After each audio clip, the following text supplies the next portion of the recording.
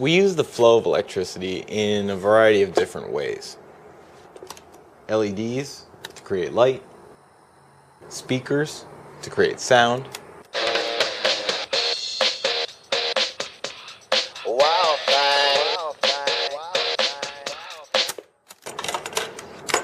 and even motors to create motion.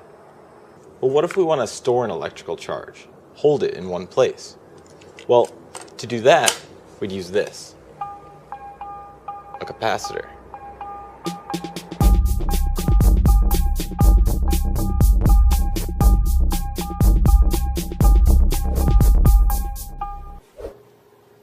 They're one of the most common electronic components.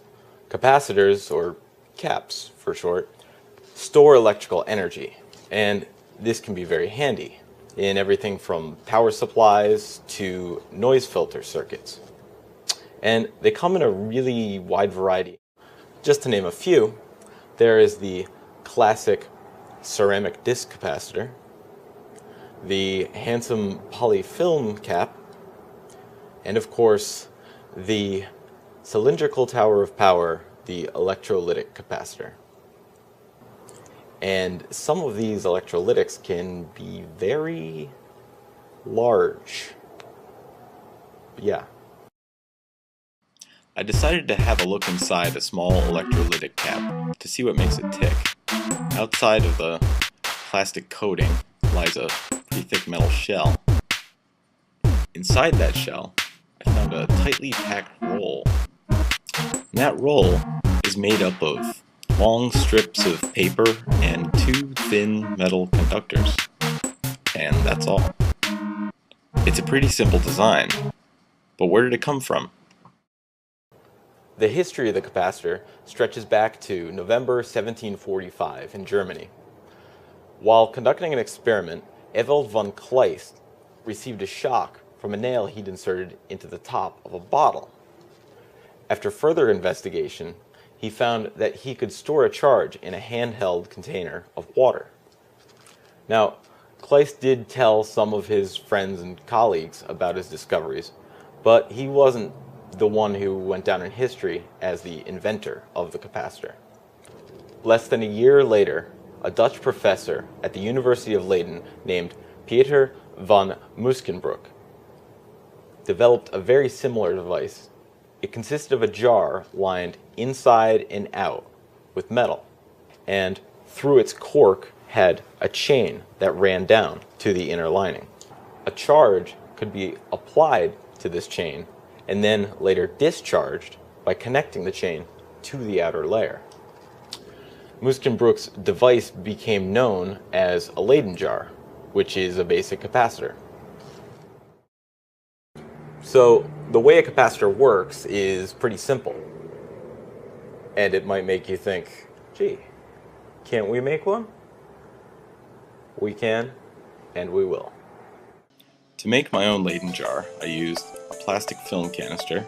You could probably also use a pill bottle or similar plastic container. Some paste, tape is good too. Some basic wire, I used stranded 2 pieces. And some aluminum foil. First, I cut 3 pieces of foil, 1.5 by 4 1/4 inches, and thoroughly pasted one side. Rolled one onto the outside of the canister, nice and smooth, and then carefully inserted another inside, smoothing it with my thumb. Then, I stripped the wire and taped it to the inner foil.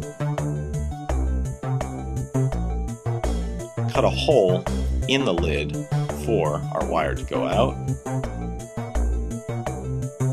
and made sure it fit all right. Then, I fixed another wire to the outside and wrapped the whole canister in tape. Once I had everything together, I made a connection from the outside conductor to ground on my faucet. An exposed water pipe would work too. I taped my wires down to make sure they didn't accidentally short while I was working. There are a lot of ways to generate static electricity. I decided to use a PVC pipe and a cotton rag.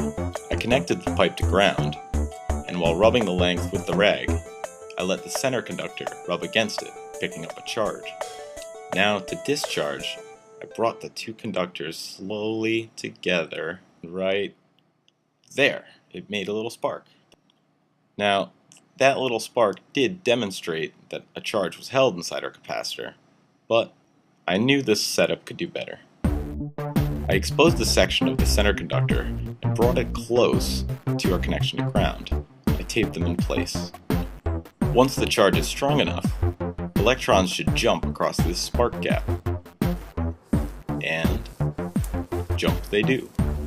Our little Leyden jar keeps working over and over and over.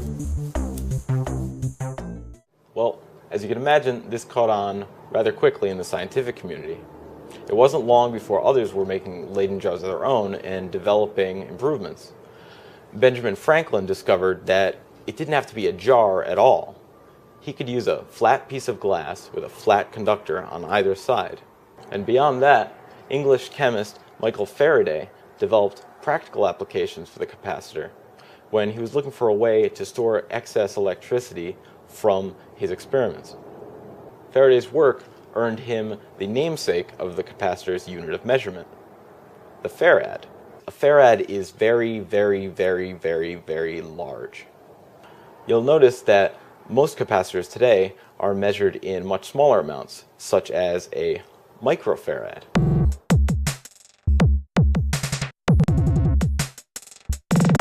For a simple way to demonstrate a capacitor charging, use a good old 9-volt, a 220 microfarad cap, an LED, and a resistor.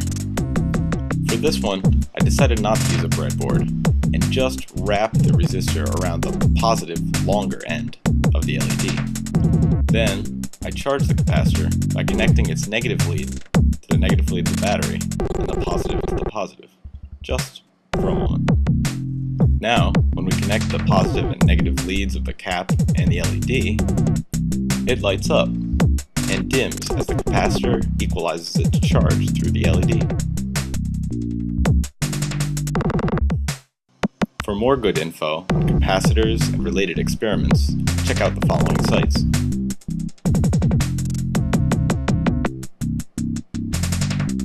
And for more projects using electronics and pretty much everything else, check out makescene.com. Thanks for watching.